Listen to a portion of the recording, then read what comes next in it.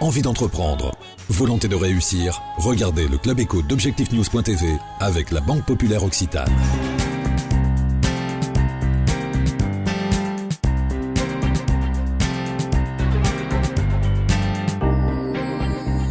Bonsoir, bienvenue dans le Club Éco d'Objectif-News.tv. Nous recevons ce soir Pascal David, le directeur général de Secteur Public. Pascal David, bonsoir. Enchanté, bonsoir. Alors, Secteur Public va célébrer bientôt ses 4 ans.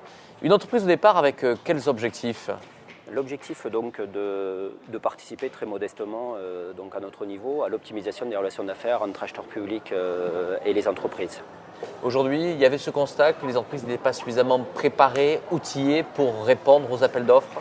Alors à la fois ce constat et également dans le cadre de mes précédentes fonctions au sein d'un conseil régional, donc le fait que les entreprises avaient parfois des difficultés dans l'approche commerciale, la compréhension des besoins, l'évolution de ces besoins des acheteurs publics et la nécessité donc de pouvoir mieux les accompagner dans leur démarche commerciale et marketing.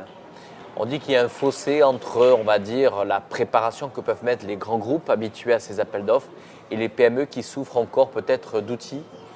Les PME ont parfois difficulté face à la complexité administrative, mais si on laisse de côté cette complexité administrative, aujourd'hui on constate quand même que la commande publique, 75% des marchés aujourd'hui au niveau national sont confiés à des petites et moyennes entreprises.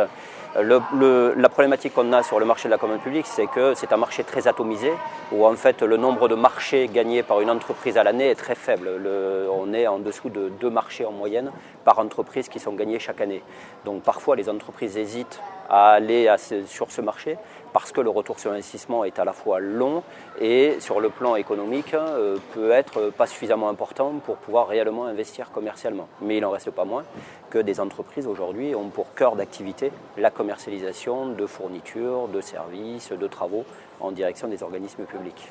On parle beaucoup de réformes territoriales en ce moment, d'économies à réaliser dans les collectivités locales, notamment dans les conseils régionaux. Oui. Est-ce que tout ceci peut avoir un vrai impact, vous, sur votre métier et sur une réelle diminution des appels d'offres et des marchés publics ? Alors ça, c'est la question que tout le monde se pose. On vient de sortir les premières tendances des marchés publics sur l'année 2009, sur le Nord-Pas-de-Calais et très prochainement sur Midi-Pyrénées. Et on constate qu'on n'a pas encore d'effet de baisse. On est sur une stabilisation de la commande publique sur les 3 dernières années et que peut-être l'année 2010 marquera un premier infléchissement des marchés publics, notamment dans le secteur des travaux publics, où là, les programmes d'investissement ont pu être ralentis en raison de la crise. Mais à aujourd'hui, les chiffres que nous avons ne démontrent pas une baisse de la commande publique. Au contraire, pour certains organismes, on est plutôt dans une augmentation de la commande publique. Alors au niveau du secteur public, il y a bien sûr cette activité de conseil et de préparation aux côtés d'un certain nombre de clients, d'entreprises. Quelle est la typologie de votre clientèle ?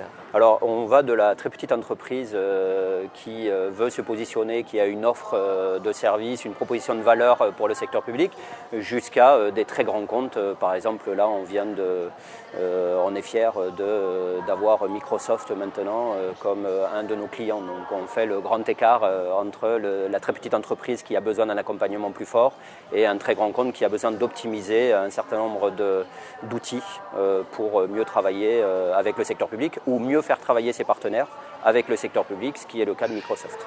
Alors il y a le site internet aussi, secteurpublic.fr, qui est une vitrine en tous les cas. C'est vrai que c'est comme un média. Vous le rappelez assez souvent, ce n'est pas votre cœur de métier. Toutefois, justement, c'est une belle vitrine pour l'ensemble de votre groupe.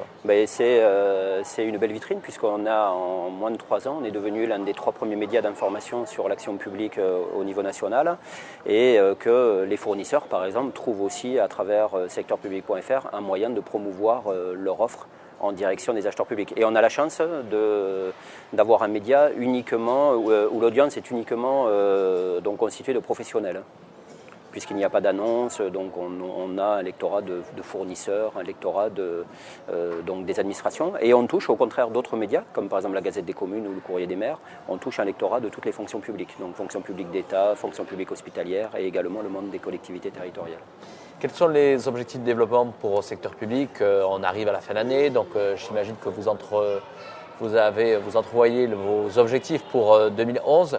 Il y a peut-être aussi la volonté d'ouvrir votre capital pour accompagner vos projets de développement. Alors on a connu en fait 3 phases. Une première phase qui a été le positionnement sur le marché. Une seconde phase où on a construit donc des outils pour pouvoir répondre à tous les besoins commerciaux et marketing des entreprises.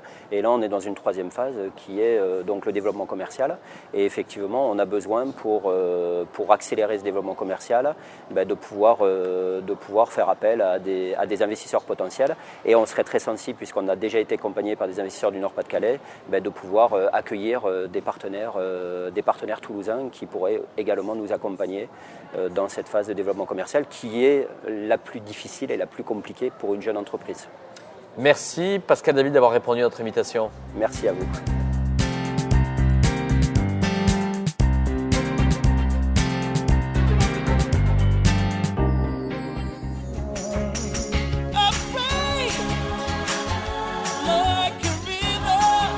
Envie d'entreprendre? Volonté de réussir?